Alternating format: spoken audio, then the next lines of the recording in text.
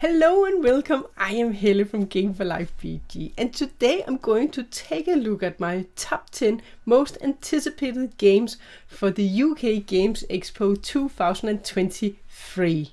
And this is a gaming expo that is held from Friday the 2nd to the 4th of June, and it is held in Birmingham. And I have gone through the list of games with new games, so if we go on here and click on their website, new games. I will put a link in the description for the website. And in here I have looked through all of the games in this list. And there are a lot of games. Games that I already have played or I already have. I have not chosen any of them. I'm looking at new games that I haven't tried before. And I have looked mainly on games that have a new to buy or new to play category on them. But some of them, they don't have a category, so I have also looked at some of those games too. But this is going to be my top 10 most anticipated games that I'm interested in, I want to look closer at. But let's go to my list and see which 10 games I have picked. And on spot number 10, we have Viking Raiders. And this is a competitive game for 2 to 5 players. It takes about 30 to 60 minutes to play. And it's for the ages 9 plus. And it's designed by Morten Bilclef. And this is a game where we are going to be Viking chiefs. And we're going to build a navy and create a large clan. And this is a card building game. So I do like deck building, card building, and you do have resource management because you're going to build stuff and you're going to get resources, you're going to build your clan. And it did sound interesting to me with the new deck building game. So we have a market space, we have Viking cards. Can we have a closer look at some of the art? So you're going to have resources, so I guess you're going to build stuff and have resources. Yeah, and you can go on, maybe you can go on raids, it's your navy. It looks like that each player, they're going to have their own board where you're going to build and have your own cards. And then you have the general market. Yeah, that is on my spot number 10. And on spot number 9, I have picked The Witcher Old World. And this is a huge game. It's for 1 to 5 players. Takes about 90 to 150 minutes to play. And it's for the ages 14 plus. And in this game, we are a witcher. We are competing against the other witches to being the best legendary witcher. And so normally this type of game, I would think it would be a cooperative game, but it's not. It is a competitive game where we're going to fight against different monsters. And it's story driven. You have miniatures, you have fighting, you have fantasy. And let's take a look at some pictures. I did think, but I thought sometimes I thought this would be kind of like a cooperative game where you're working together against the different monsters, but you're not in this one. You're competing to being the best witcher. And it does look amazing, the cards with all the miniatures on the board. Yeah, so if you like painting, I guess you have a lot of painting you could do. So you have dice, you have cards, and then of course you have a story-driven element. And I like the description I saw of it, and I saw a bit of videos for it. So I would like to take a closer look at this game. But it is a huge game, and it does take quite some time to play the game too. So it's not going to be for all my game groups to play a game like this. But definitely one could play solo if it's good. But I see they recommend it for 2 to 3 players. They think maybe it's the best for that account. But that is definitely a game I would like to have a look at, The Witcher Old World. And on spot number 8, I have selected Animals Gathering. And this is a game for 2 to 5 players. It takes 20 to 40 minutes to play and it's for the ages 8 plus. So this is a more simple game. And also when I looked at it, it's a card game and you have dice. And you are going to select cards, but you're going to roll dice to collect the cards. And what I liked about this one, if you look at an image, then you have these different types of symbols or objects, and on each card, maybe we can do this a little bigger, you have these different objects that you need, and then you have the dice, and each player on their turn they're going to roll dice, and then all the symbols they can use they're going to get, but all the symbols they can't use, your opponents, they're going to get those symbols. So this game did remind me a bit of the Border, and that is a roll and write game which we like to play, and I thought this looks like a simple game that I can play with a lot of different people. I can play this with a lot of groups, and it looks simple, and I like the element where if there's something you can't use, then everybody else is going to get it. Yeah, and here we have a close-up of a card with different objects that you can get for the different die faces. Yeah, so that is my game number 8. And on spot number 7, I have Beast, and this is a game for 2 to 4 players. It takes about 1 hour to 2 hours to play, and it's for the ages 14 plus. And in this game, you are playing. One player is going to play as the beast, and the other players, they're going to be hunters, and you need to capture the beast. So the hunters, they need to work together to capture the beast. So it's one versus the rest. So this is a kind of semi-cooperative game, because some of them are going to cooperate against one. Let's take a look at some images. So this is a setup of the game, and the players, they're going to use cards as action cards for what they're going to do. So it of course depends on what you have on your hand, what you can do on your turn. And then the beast is going to have a map. They are going to have a screen where they're going to have their movement. Of course, other players, they're not going to see it, because all the other players, they are hunters, and they need to track down and catch the beast.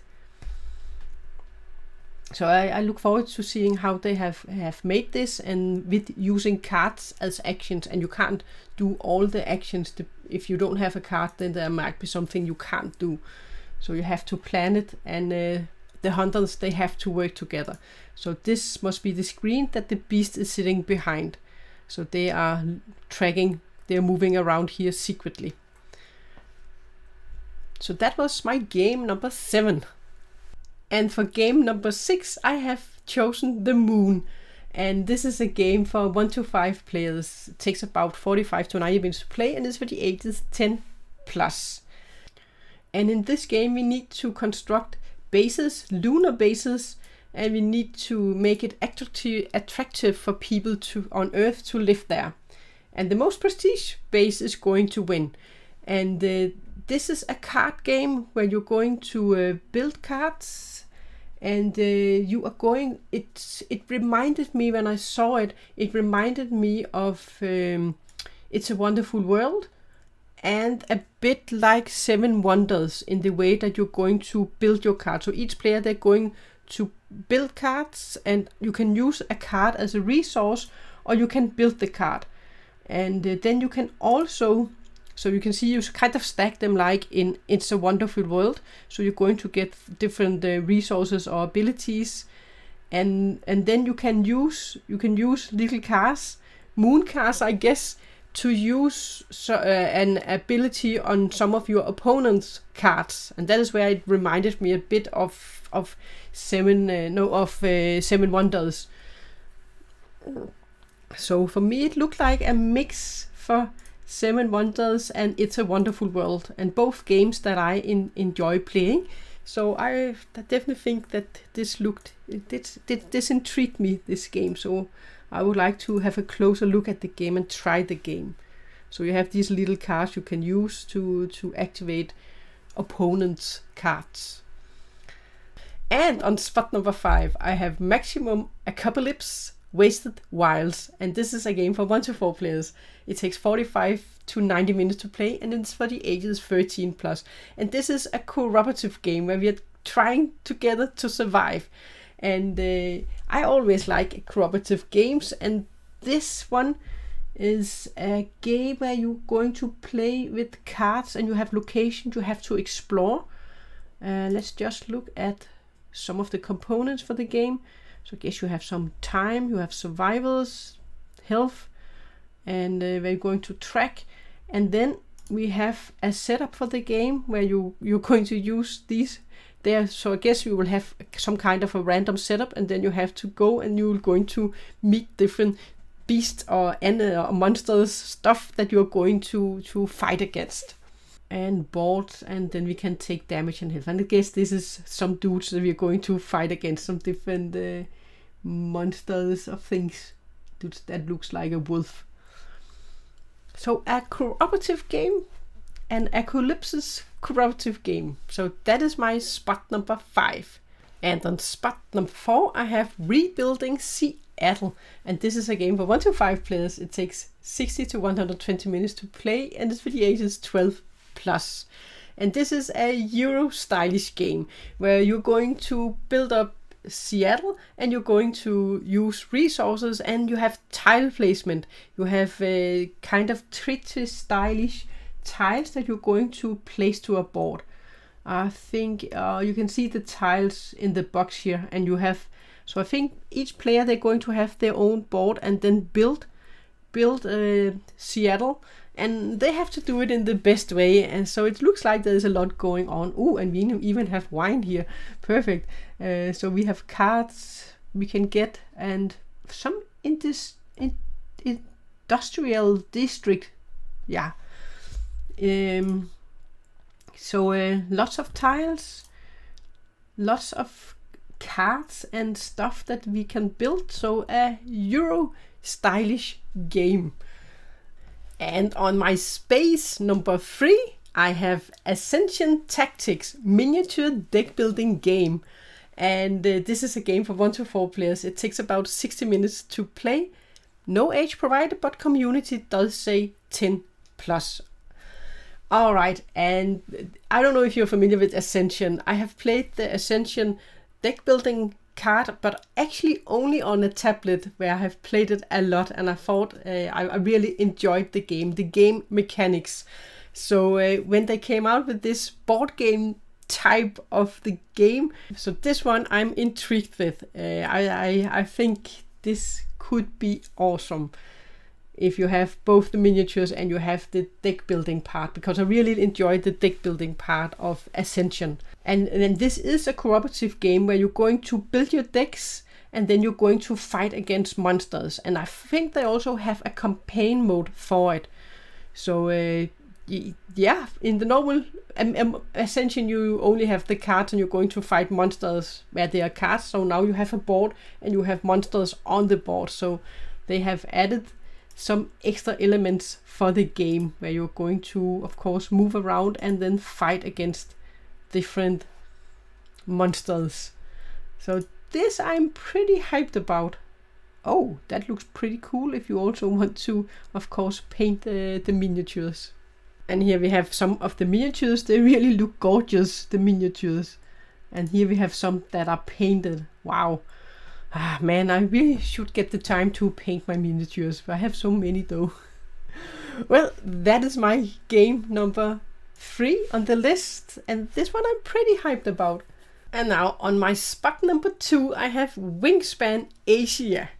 And this is actually a standalone game. It's not just an expansion to the normal version of Wingspan. So this is for 1 to 2 players, but you can always also use this expansion to play with up to, I think, 7 players if you use this one.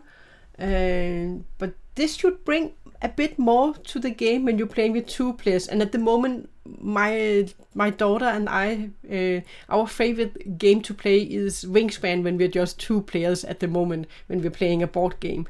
So I really want to get my hands on this version where it's a 2-player game where there should be something added for it that should make it a bit more tactical for when you're playing with 2 players. Yeah, I see we have a board in the center here.